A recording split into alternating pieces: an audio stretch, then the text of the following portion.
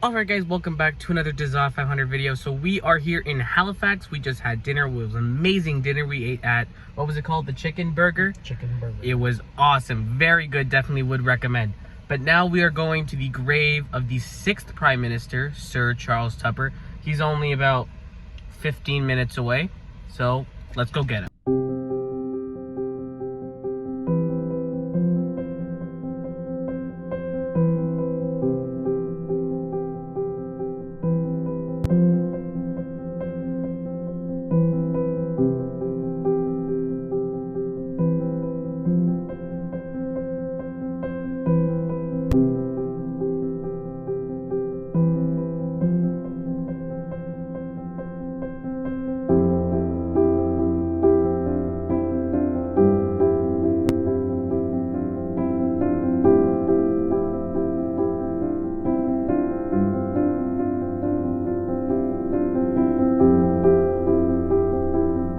Charles Tupper didn't actually manage to do very much in his time in office, and that's because he served for only 69 days in the summer of 1896. He was put in power after the resignation of Sir Mackenzie Bowell, who was ousted from power by his Conservative caucus, and he was placed in, and then he lost the subsequent election to the Liberal Sir Wilfrid Laurier. So yeah, didn't do very much in his time in office. The shortest serving Canadian Prime Minister in history.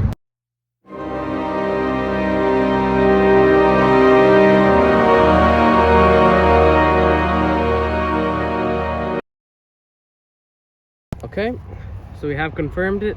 This is him. It says Tupper right here, and it's got a cross. There's a couple of signs. There's one of them.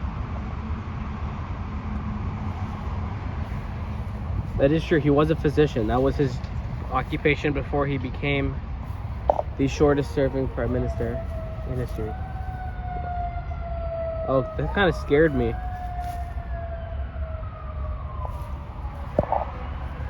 And then they have a flag. Kind of hard to honor someone who's dead when you have the ambulance in the background, but hopefully we're not honoring him in the next video. So there you go.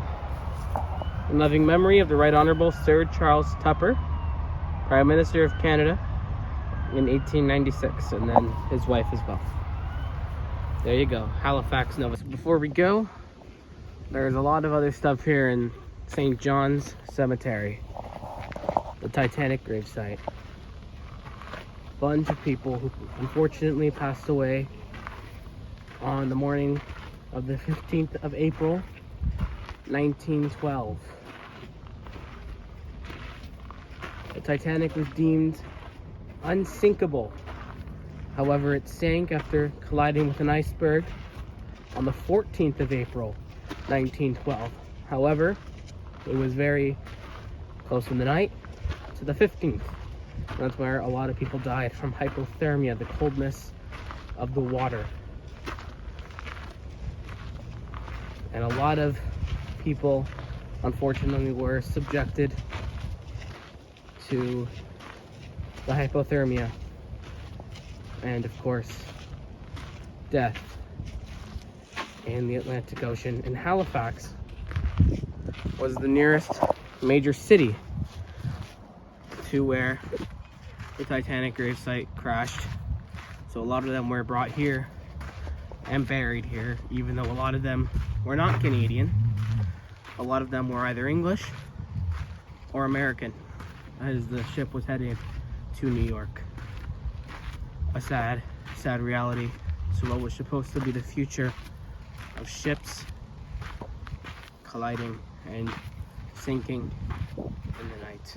Of course, it is not a Halifax cemetery without the Halifax harbor explosion of the 6th of December, 1917. If I'm not mistaken, we still don't know the cause of it, but it was greatly overshadowed by the horrors of World War I. So, not only was this one of the worst disasters in Canadian history, but not very many people knew of it at all because of World War I, and that's very, very sad.